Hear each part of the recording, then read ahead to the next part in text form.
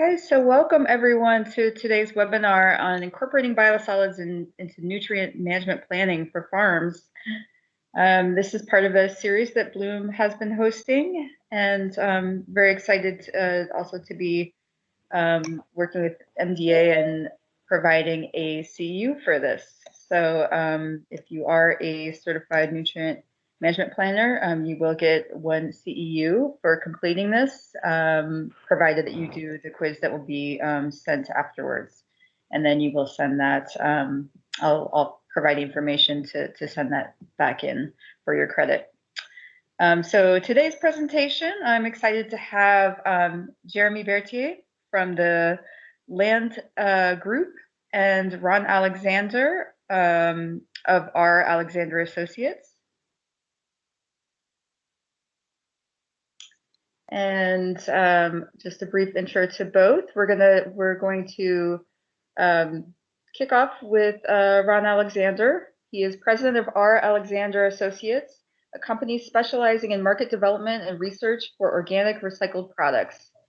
He's a horticulturist with over 35 years of experience working with various biosolids-based and other organic recycled products. Ron authored The Field Guide to Compost Use and has presented and written 500 papers on organic recycled production and use in market development. He's worked in the Mid-Atlantic region since the 1980s and has worked in all regions of North America as well as Europe and Australasia. Welcome, Ron. And then Jeremy was born and raised on his family's 165-acre farm in Union Bridge in northwest Carroll County. He and his wife currently farm this land and operate it as a diverse operation consisting of 75 head of Angus cattle, a group of Berkshire pigs, non-GMO row crops, and premium quality hay and pasture. Jeremy has a ag business management degree from the University of Maryland at College Park through the Institute of Applied Agriculture. He's worked for Synagro, the nation's largest biosolids and residuals management company, and Old Line Environmental before working for the Land Group as land advisor. Jeremy currently holds a commercial nutrient management license in Maryland and does plan writing as a side project during the winter months and soil sampling and agronomy work during the growing season. Jeremy is currently in the process of getting CAPP certified to be a licensed crop adjuster for the crop insurance industry working through ProAg. So welcome, Ron and Jeremy, and welcome to everyone to the webinar. And I will turn it over to you, Ron. Okay, well, thank you for that, April. I assume everybody can see my screen now? Yes, we can. Great. It's wonderful to be online. We'll just cross our fingers that everything goes wrong without a stitch. It's always nice to talk about, for me, the reuse of organic recycled products in agriculture. I did my undergraduate research on that at Delaware Valley College, and it's that's over 35 years ago, and it's really a thing now. It's happening all over the place, but there are lots of questions on how the product can be used, its benefits, and how to work it into a nutrient management plan. I know that Jeremy is going to concentrate on that more in his speech than I'm going to give some more general information as we get started here. You can see here some of the topics. So I think we all know that there are some unique agricultural conditions in the state of Maryland. Since we're close to water sources, the soil that is a little bit closer to the coast is typically droughtier, higher in sand content, certainly. And as you start moving away from the coastal area, the soils get much denser. But all over the area, we have a difficult time keeping up with organic matter content in our soils. We get a decent amount of rain. We have a nice long growing season, so we can grow different types of crops. We do have some low-lying areas, which makes flooding a concern. Talk about that in a minute. And of course, we're always looking out to deal with erosion and nutrient loss with precipitation and erosion. And of course, there's a great crop diversity in the region, both agricultural and horticultural and ornamental. Climate change is being discussed more, even in agricultural settings. The one thing that's always fascinated me, having read a lot about climate change and its impact, is soil management. What we do on an ongoing basis, not only is impacted, of course, by climate change, but we can actually impact climate change by using proper soil management techniques, and we'll talk about them. You'll hear the term, if you haven't, the term healthy soils initiatives that are going on. The USDA has a program, and we talk about healthy soils. I do work with product labeling and registration, and that term healthy soil was tough to put on labels sometimes, but it's really just a synonym for soil quality and improved soil functionality and improving the soil physically, chemically, and biologically to enhance its activity, to improve its resilience to climatic change, to allow for more crops to be grown on it, and hopefully lower input materials going down the road. Why is soil health important? Why are we talking about it more in the agricultural world? Because we always have issues with reductions in organic matter. We need to continuously build them up. We get concerned about crop production reductions, soil loss, the use of input materials, and even stormwater and flood management. So one of the things that we know is healthy soils really can moderate the effect of climate change, not only building up carbon in the soil, but by growing better plants, absorbing more carbon from the atmosphere, and also being a buffer for rain events and floods and such. So if you've not seen this online, there's lots of literature that's been promoted by the USDA on soil health. Their keys are growing food and improving ag stability when it comes to climate change. Lots and lots of benefits, including more resilient soils for climatic and weather changes. So a lot of us have to deal in the world of agriculture and also horticulture with depleted or damaged soils. We have farming soils that are coarse and droughty, rich in sand. Of course, it's hard to keep moisture in these soils. We lose nutrients; they're carried away with water. The soils have a low cation exchange capacity, of course, and they're subject to wind erosion. We also have to deal with dense soils where very often compaction is our big problem. Those soils are poor to drain. They hold nutrients really, really well, but they don't absorb water all that well. So sometimes we have water running on the surface of the soil, which is also an erosion problem, not caused by wind, but caused by water. And we have different types of heavy soils in the state of Maryland. In our industry, the ag industry, of course, we know that we have to understand the soil, and soil testing is the best way to do that, to understand what we have. Helps us in plant selection, of course, crop selection, and of course helps us to prescribe remedies for improving the soil. Now, when we get back to soil health and we get to a land site and we can't do much about the texture of the soil, the sand, silt, and clay content of the soil, but we can do something about organic matter content in crop management and of course the use of additive materials. And organic matter although it can't help soil texture, it can certainly help soil structure, which helps crop production in a big way. Helps to hold water, release it more efficiently, and of course, carbon in the soil. And soil itself is a home to living creatures, and it's a repository for both water and nutrients. And there's the um, there's the soil triangle from our textbooks back in college, the crazy grid system that allows people from all around the world to talk about compost in a uniform way.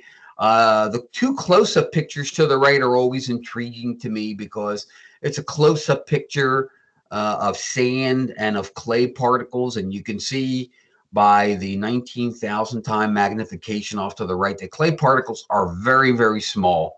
They're like little sheets of paper. They don't like taking up a lot of water, but when they do, they don't like to release it that readily, and it can be slow to absorb water and slow to dry down. Of course, the beauty of these silty and clay soils is they hold an awful lot of nutrients and water as we go. The soil provides important functions. We've always talked about the repository, its ability to hold nutrients and water, but we talk more and more, really over the past 20 years, in my opinion, over harboring microbial life and the importance of harboring microbial life in the soil. Soil microbes work symbiotically with plants, and they help plants more efficiently absorb water and nutrients. And healthy soils also do a great job at binding things like metals, breaking down petroleum contaminants. So they are really the Earth's buffer. And we can reestablish these properly functioning soils, these healthy soils, if we reestablish the carbon cycle. And as mentioned earlier, um, uh, carbon helps in many, many ways, but as we all know, carbon is absorbed by plants as CO2 during photosynthesis. When we add organic matter or carbon to the soil, we are not adding it to the plant. We are providing food and energy to the soil microbes that help the plants live. And that's why it's important to add it as necessary. Healthy soil biology does a lot of things, from increasing nutrient supply, really cycling nutrients from the organic matter and from the soil. It also helps to um, um, um, biology, certain soil microbes create biologic glues that help us with soil aggregation. That's very, very important. And it also, the organic matter fuels the overall population of the soil food web. We started talking maybe 20 years ago about organic matter in a different way, not at one monolithic material, something that's really transient. You have young or living organic matter in the form of biomass. You have recently dead material, which is an active fraction of organic matter. And you have older organic matter, which is more of a passive fraction. And of course, the active and passive fractions of organic matter both provide benefits, but different benefits to the soil. And things like biosolids and bloom have a pretty high content of organic matter. One of the reasons why we add organic matter, especially in these drouthy soils, is to improve field capacity of soil. We always have to remember that for every 1% organic matter content we can increase in the soil, we can hold another 16 to 20,000 gallons of water. That's a really, really big deal in sandy conditions. But as when we add organic matter to the soil, also soil biology really helps us with aggregation, which is really, really helpful in these clay soils, creating large pore spaces. Plant roots explode through those pore spaces. The reduction of soil compaction allows the plant to use energy into top growth and crop growth. So real important there. And one of the other things organic matter does that we don't really talk about enough is it helps the soil resist compaction. And there are lots of reasons for that, aside from the fact it holds water. It's got a lower bulk density than sand, silt, and clay. Um, of course, organic matter, one of the greatest benefits of adding organic matter is to add cation exchange capacity, a lot of negative charges to the soil, which help hold positively charged nutrients. As we all know, sandy soils are very, very low in CEC. Actually, in Maryland, there are actually certain clay soils that have really, really low cation exchange capacity. So the addition of organic matter always bolsters that. Part of the reason for that is in organic matter, there are small minority fractions of this really, really well degraded humic content, things like humic and fulvic acids that are really, really resilient to degradation over the years. Some of these actually have a half-life, and they really can drive cation exchange capacity in the soil. And for that reason, we're actually even testing certain organic recycled products for humic substance content. Bloom actually has a pretty good content of humic substances. We've been testing that for a while. We know in agriculture, we add organic matter at lower application rates, and we do it on an ongoing basis. And as you notice here on this chart, it's the application of Bloom, of this unique biosolids product, is starting to show how characteristics of the soil are changing. Nutrient content is going up a little bit as we start adding it, which adds to the EC.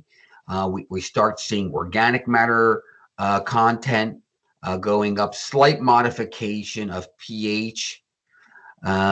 We also see nutrient content going up. And one of the interesting things off to the right, you see bulk density starting to drop. And also an improved ability to percolate water. Hydraulic conductivity is starting will start going up over time, as well as water holding capacity. But the key aspect here is unlike horticultural applications, it takes time for these benefits to occur, and ongoing applications of organic matter are typically recommended, and most people are monitoring the organic matter content of their soils. Biosolids are a unique material. I actually did research, heavy metal research back in the day, back in the early 80s, before the EPA started a heavy look at the reuse of biosolids, sludge, or municipal sludge products. I sometimes talk about the fact it's the greatest story never told because of biosolids' ick factor. But what we did through the Clean Water Act to reduce contaminants in biosolids is incredible. What we did over a 10 to 15 year span, which led to this national what is called a clean sludge rule that came out in 1993. It's one of the most extensively evaluated risk assessments done by the EPA. It was done in collaboration with the USDA, and they found out for the use of biosolids on land, what do we need to do to reduce contaminants? And as you notice here on the bottom, I just want to show you a little table here, and that shows the EPA limits in specific metals that are tested in biosolids products. And here's Bloom off to the left, which is probably tenfold lower than most of the national limits. We should note that some of these metals are considered plant nutrients, of course. Actually, most of them are. So a lot of people have heard of biosolids in the past. What they haven't heard of is thermal hydrolysis products coming from biosolids. DC Water was the first to initiate a international technology of thermal hydrolysis, where high temperatures and pressure treats the biosolids to actually make it so it's better food in anaerobic digestion, which means they create more methane, which is captured and used as energy. But what is also important there is it kills pathogens and, of course, weed seeds very, very effectively. So the material should be really, really clean, and you should never see any weeds coming from this type of product. Again, lots of big benefits to the use, to creation or the installation of this technology. But for me, a hort guy, a soil and plant guy, I just see it as a valuable and really, really versatile land product. It provides organic matter. It provides slow releasing plant nutrients.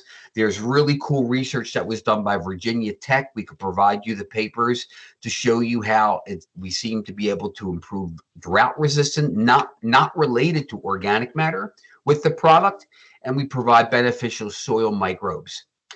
I do want to mention that the product has a guaranteed analysis of 1.5, 1.50. It's registered with Maryland Department of Ag, as well as in Virginia and Pennsylvania, as a fertilizing agent, even though it's really also a soil amendment. It should be several things should be mentioned there. If people don't know this, guaranteed analyses with states are the guaranteed minimum numbers. Bloom is typically closer to 2% P2O5. So that's something that you keep in mind. People should keep in mind when they do their nutrient management plan. And of course, it's a good supplier of calcium. One of the beauties of the Bloom program, the DC Waters program, is the product is tested really on an ongoing basis. We can track variances to the product, which are not very big. And nutrient variances are primarily related to moisture content in the material. Obviously, Biosolids has a long history of being used in Maryland. Bloom is now being used with great success in the region. A pretty typical application rate is 10 tons per dry weight, 10 tons per acre by dry weight. You're going to notice that the product has less odor than a lot of other Biosolids products. Had some good use in corn land across Maryland, both on heavier and lighter soils, hay production, and soybean production, and other crops too. Interestingly, we're even using the product that's so unique. We're using the product to manufacture soils on roadsides. The ability of the product to help aggregate soils and add pore space is quite unique, and it's something that we're still studying. So I just wanted to finish up by saying that April and her team can provide lots of information about tools for the use of Bloom. They have lots of data, and they also have access to industry experts to help you with technical issues out in the field. It is important to know that Bloom is a really good tool for agricultural practices. It can certainly helps improve organic matter content and soil health, and lower ongoing land management costs. And with that, I thank you, and I'll look forward to questions at the end. Thanks again. Thank you, Ron. And again, just a reminder that you can use the chat box. It's the little chat icon that should be on the right-hand side of your control panel. If you have any questions or comments, we're going to have about 15 minutes at the conclusion of Jeremy's presentation to do that. Jeremy, you're up. Okie dokie. Let me get this to pull up. You say that with a lot of confidence. Yeah, there we go. I believe we are good to go. Are we not? Yes. Okay. Well, thank you, Ron. Thank you, April. Ron got to do the really fun, interesting, cool part of this. I get to do the really dry, boring, not so fun part, I guess we would call it. And I'm not really sure about the amount of people on here and the amount of experience in nutrient management. I wanted to do a real quick slide just to kind of get an idea of why we're doing it, what it is. I'm pretty sure through some of the names I saw pop up, there's people in this group with 20 years of nutrient management experience. And I don't know how many are new to this, but Why a nutrient management plan? It was created to make for a sustainable future for the Bay's watershed. It had been in a decline through the Chesapeake Bay. Water health was a huge, huge issue. And I guess one of the major factors was runoff through agriculture, the phosphorus levels in your water in the bay. This was brought about by the Water Quality Improvement Act of 1998. This is what enacted the nutrient management program. It's kind of been the footstep to make it a mandatory thing for farmers in the Bay Area in Maryland and clean out through to Garrett County on the far west and all the way to Worcester, Somerset on the shore. The requirements are that any farmer grossing $2,500 a year in sales or housing 8,000 pounds of livestock are required to have an implemented nutrient management plan for their operation. There used to be rumors floating around, I've got 3 horses, I don't need this. Most of our produce, we give away this, that, whatever. People are always looking for a way to get out of it because most people find it to be a pain in the butt to do a nutrient management plan. But there's a lot of really useful information that will make your operation far more efficient if you actually look through your plan, follow the recommendations, and pay attention to a lot of the nitty-gritty little details that are in the plan. And we'll go through some of this stuff as we go. Like I say, there's a lot of stuff on your organic derived sources that most people just figure it's manure, I'm going to throw it out there the same way the previous generations have, and there's a lot of waste in nutrients, or they are actually cutting themselves short in the long run. It all depends on what they've got going on. For me, it all starts with a soil analysis, and I threw up 2 of my soil analysis from my own farm here. Everything in your nutrient management plan is derived from your soil analysis information that is loaded into Newman Pro, which is the university's nutrient management professional program. I know there are many different, I guess you could call it, nutrient management planners and companies that have built their own programs to do planning off of. What I've put together here today is based off Newman Pro. Just because it's the university's tool, it is a very diverse tool. It gives you lots and lots and lots and lots of options for just about any crop you can grow in the state of Maryland. So the information you'll see coming forward here will be based on what I can put through Newman Pro. And we will move on. Since this is tied into organic nutrient sources, there's 3 big things that I need on every soil analysis that plays a lot of importance on how you would do your recommendations. First and foremost is your phosphorus levels. You'll notice there's 2 different numbers on your phosphorus block, and these soil analysis were done by Waypoint Analytical.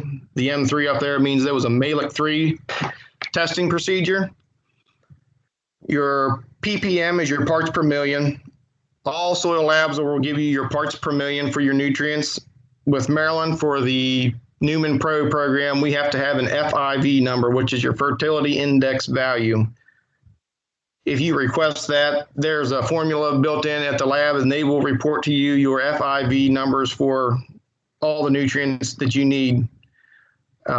So here, with this phosphorus levels on my place, you'll notice we go from anywhere from a 23 FIV clean up to a 134 FIV. And strangely enough, that's because those are the fields that received biosolids on my own farm many years ago. That's why I have a pretty stark contrast between field 3, field 1A, and 1B. The other things that you want to consider when putting together recommendations for an organic nutrient is your pH and your CEC numbers. As Ron had mentioned before, CEC has a huge, huge impact on how nutrients, water, things like that are transferred in your soil. And the higher your CEC number, the more nutrients are going to be stored in that soil depending on the soil type. And that is adversely or conversely affected by your pH as well. And I'll show you when we get into the actual program here and how we load it, where these things can make some difference. The next part that you're going to need is you're going to need an analysis of the organic material you are planning on adding into this nutrient management plan, whether it be biosolids, whether it be manure, compost, food processing waste, whatever organic source of nutrients you are applying to that nutrient management plan to be applied to the fields. You have to have an analysis that is within 2 years old, I believe, and you're going to have hold on here. Oh, okay. And you are going to have your NPK numbers on that analysis that are going to be applied into your nutrient management plan. When you're doing your sampling, if you have to do the sampling yourself, please follow your lab's handling instructions on how you have to have these submitted. Some of the things we've hit in the nutrient management world is people will bag up their manures, their compost, whatever. Sometimes they'll lie around in the back of a truck for a week, 2 weeks, sit on the dash. So these things sit out in the summer heat and come back to the lab and then get your data back. Sometimes these things are so off kilter, it's not even funny. Guys are like, well, I know this is a better nutrient source than what this lab data is coming back as. So if you are in charge of pulling your nutrient data, going out doing the actual sampling, please be very mindful of how your lab requests those samples to be sampled, stored, shipped, and sent out.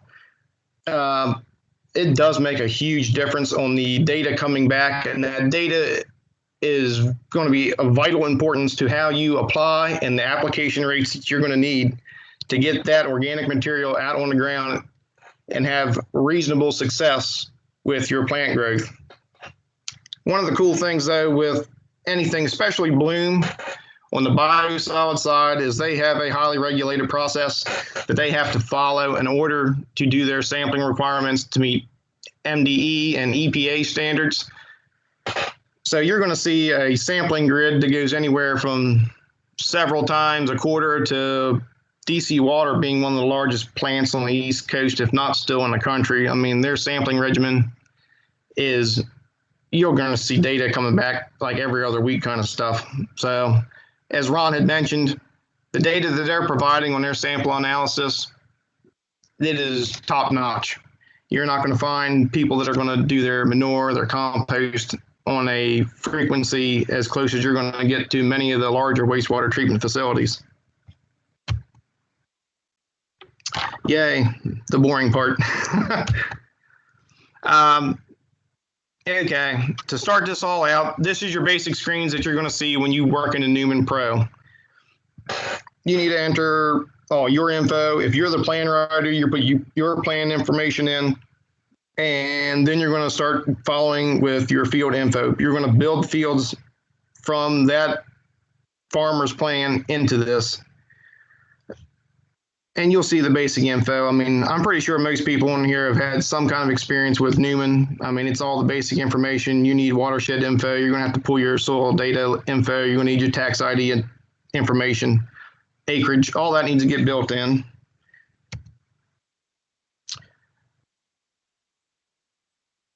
Then you'll be moving along into your soil analysis. Like I say, the more efficient and accurate you are with your sampling, with your soil samples, whether you're doing it, the farmer's doing it, or a fertilizer rep that's coming in doing it, it's going to make a big difference on how well this plan is going to work to get them the information that they need to do the correct application of their organic residuals. And then you're going to move into your crop yield. That should all be supplied by the farmer. Hopefully you had a good conversation with your farmer to figure out what their goals are in terms of yield, of cropping situations, to be able to apply that information into their plan. All right. To actually go through and add an organic residual into Newman Pro, if you'll notice the little red area, there's a polygon looking box up there. That is the icon that you need to hit to start adding organic nutrient sources into your plan.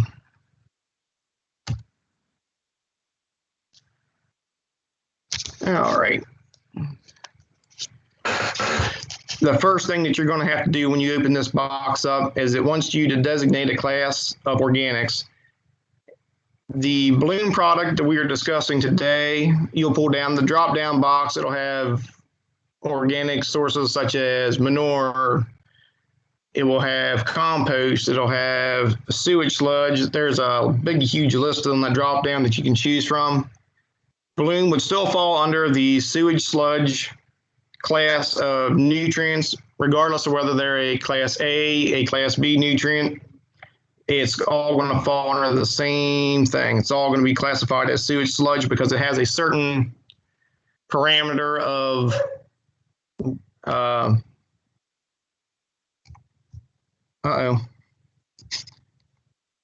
April, can you all still hear me? I'm getting some things on my computer saying I've got bad network quality. I can. Okay, sorry about that. Okay, I'm good. Okay, I was just worried. So anyway, even though Bloom is still qualified as a Class A sewage sludge, it still has to fall under the sewage sludge class in the Newman Pro program. And when you do that, it only requires you to enter these 4 parameters into it. You need your PAN number, your organic nitrogen number, phosphorus, and potassium. I guess if you people have used it before in the past, you know if you hit animal manures and things like that, this whole entire bottom section populates with certain minerals, trace minerals. You're going to have PAN numbers, total N, ammonia N's, things like that. None of that really factors into the biosolids numbers needed just because it's a stabilized product and there's a lot of things that are already taken care of where you don't have that with animal. Once you get that built in, you can click up on your drop-down box in your scenarios to add an organic nitrogen source to that field. You've got a couple different options based on your soil test data. You have preset rates where you run a preset rate. So if you've got a gentleman that'll be applying Bloom and he wants to do 10 tons to the acre, you have the ability to do a preset rate, 10 tons to the acre. If you have high phosphorus fields where you would come down to the preset rate box there, you hit the drop down and you have the ability to apply based on phosphorus rates. You have the ability to apply on potassium rates, and you have the ability to apply at nitrogen-based rates. The biggest thing to keep in mind is with phosphorus on biosolids, you're going to have a high phosphorus number come up anyway. Usually I try to run a preset rate if at all possible with biosolids. You have a little bit more control over the actual recommendations. Now they recommend through Newman Pro that application process should take place. If you run a nitrogen-based rate, you're going to get a warning pop up. It's going to get red flagged. You're going to be applying way too much phosphorus. And if you try to do a phosphorus-based rate, you're basically going to get no recommendations because of the amount of phosphorus usually found in biosolids.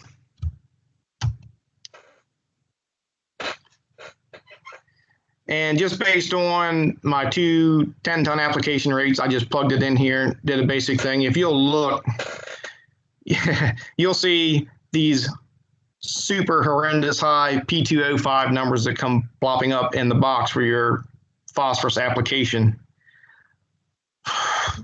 I have a little bit of, I don't know, not bad blood on this, but those rates that come through are a total phosphorus number because most of your labs are going to report in total phosphorus, and Newman Pro takes those numbers and puts it into the application formula and pops out your total phosphorus applied based on those rates.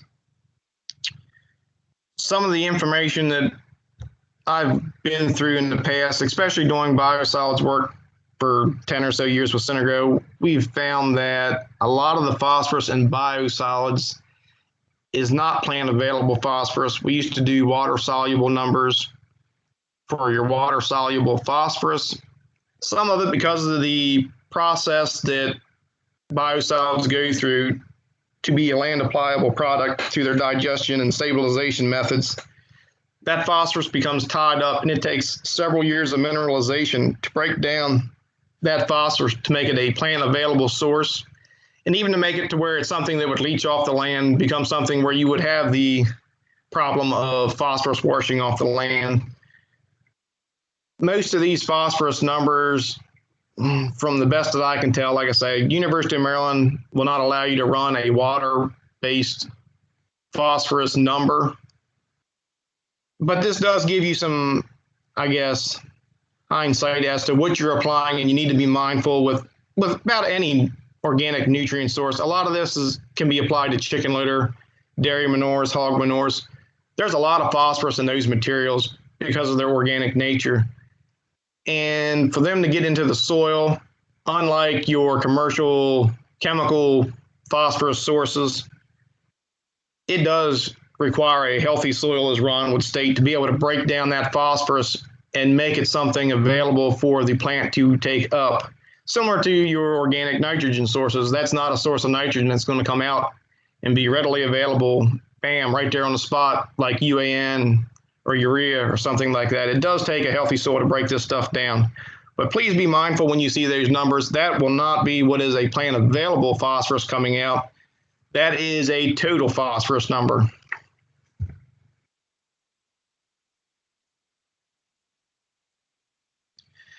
And one of our main obstacles in utilizing these nutrient sources in Maryland is the phosphorus level. For those that have not had experience in Maryland or had a lot of experience, we are controlled by a FIV threshold of 150, which basically says once your soil phosphorus levels reach an FIV of 150, you're going to be thrown into a phosphorus management situation requiring what would be now the phosphorus management tool. Years past, we had the phosphorus site index.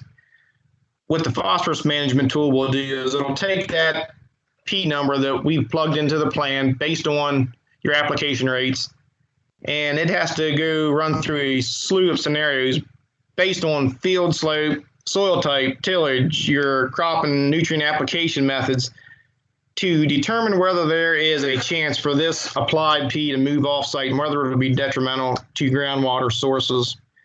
The biggest goal with this is to not have P leaving the farm, getting into a water supply, and eventually entering the Chesapeake Bay. So this poses a problem on the biosolid side because of our high numbers, where we have to kind of get creative with how you write your recommendations. If you're writing recommendations for people using a biosolid, my biggest piece of advice is get to know your farmer very well and their cropping sequences. Some of the best techniques I found was we don't use biosolids every year. We would try to break it down into what crop is going to utilize the nutrients available in that biosolid and to have the biggest bang for their buck for that farmer and be the most environmentally sensitive way to get that applied across the field to not cause increased soil phosphorus and not pose a problem for phosphorus to move from the farm into groundwater, surface water, any way for it to get away from where the plants are going to use it.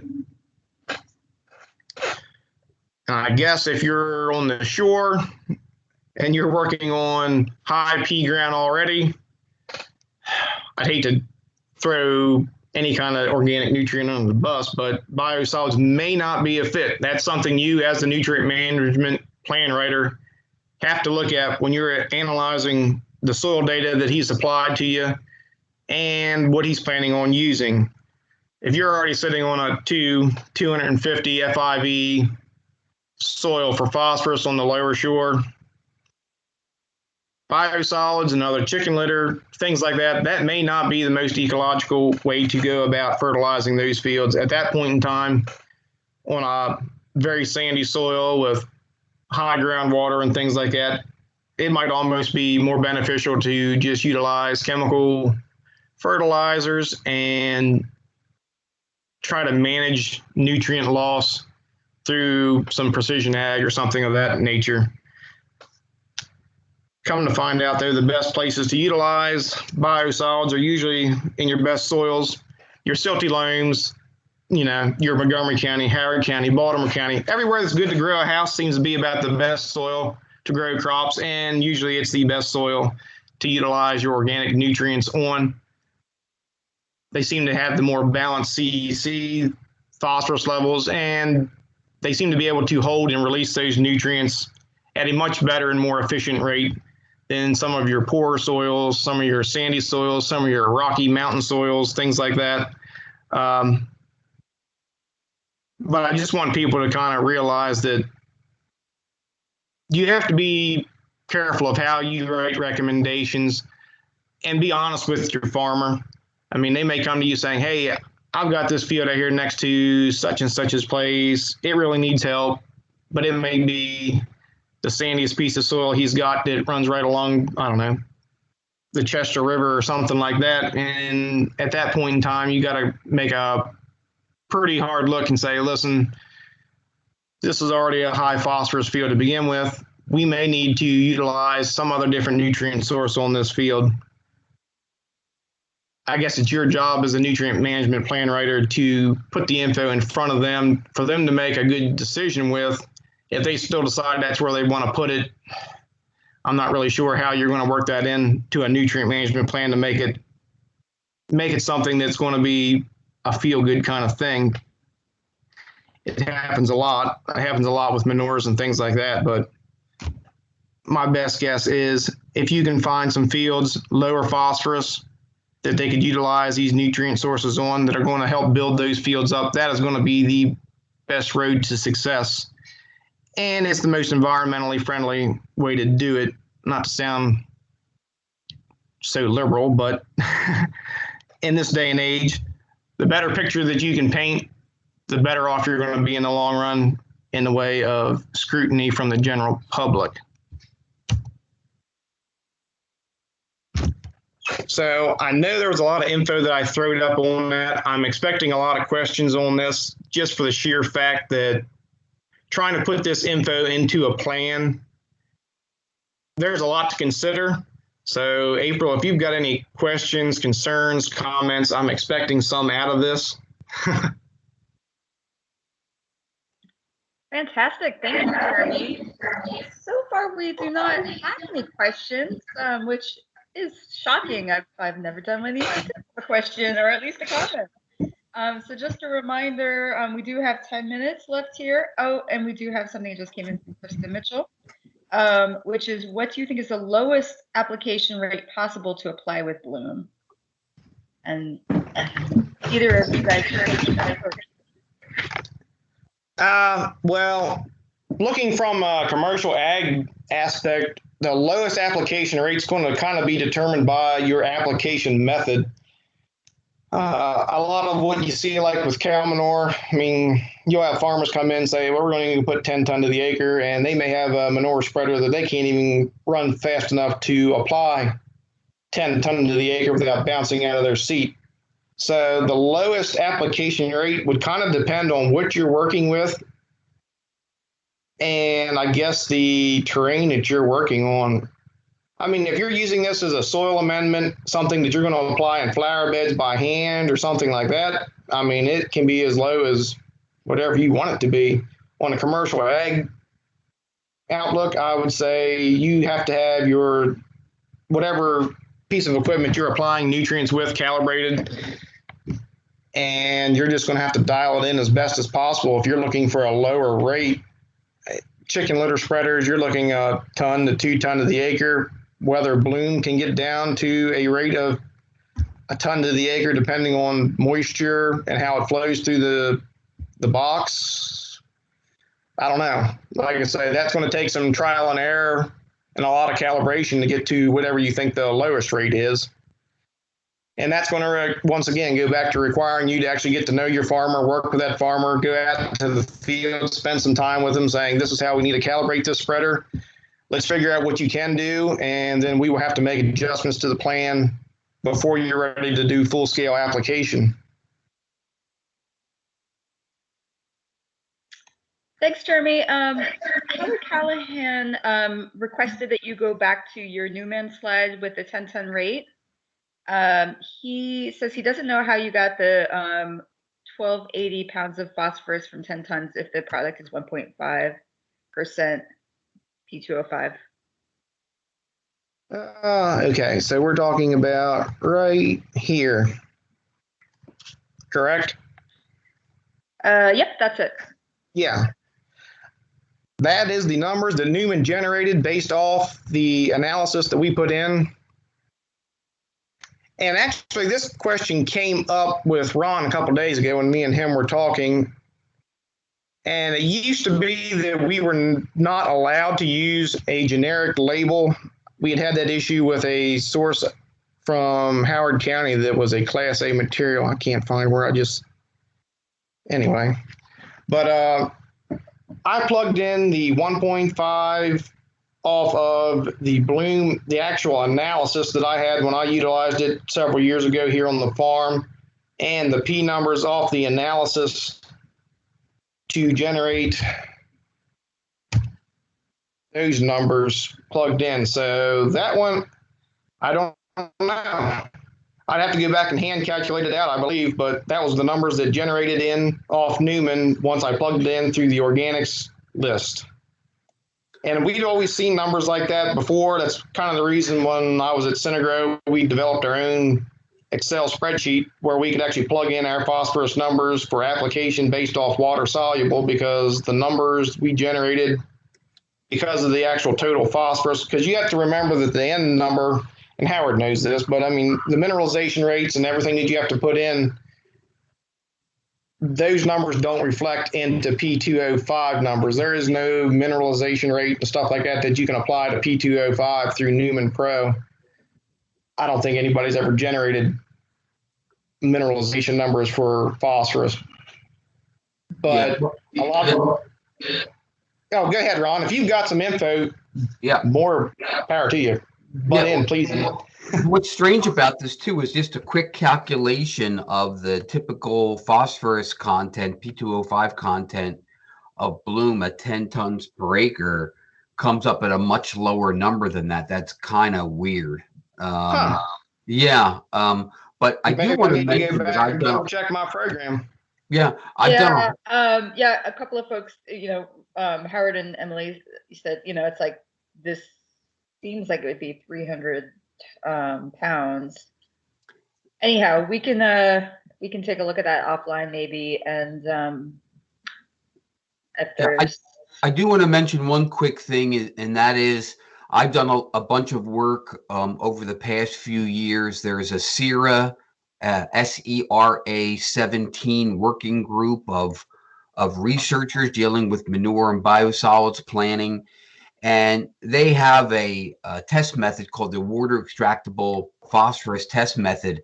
And frankly, it's a much better indicator on phosphorus mobility.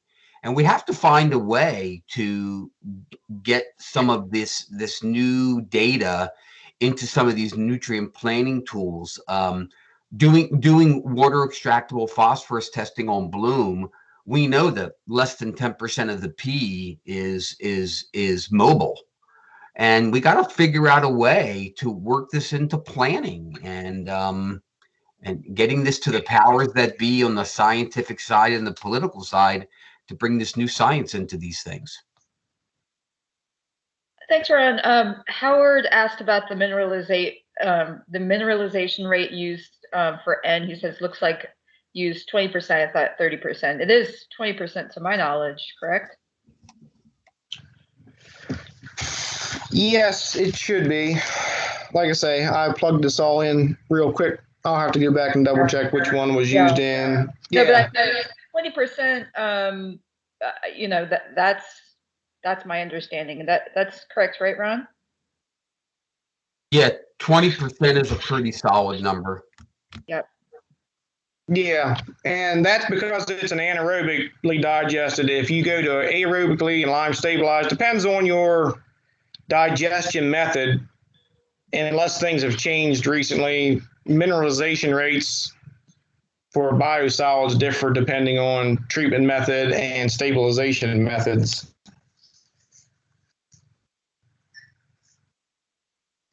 Okay, well, last call for questions. I'll turn it to my exit slide here. Meantime, just want to give a shout out. Holly Kaiser, our ag rep, was on this webinar today. She can be reached at holly@bloomsoil.com for any farm sales inquiries. If you're working with any farmers who want to learn more, follow us on social media if you're on there, and any requests around partnerships and marketing, I will be your person. So I really appreciate everyone joining today, and especially to our speakers. This was really illuminating. And as mentioned, those of you seeking a CEU, you will get an email afterwards with a quiz that you can complete for one CEU.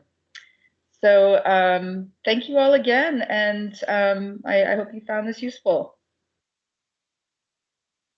Ron, Jeremy, thanks again. Have a great day. Yep. Thank you all. Yep, thank you.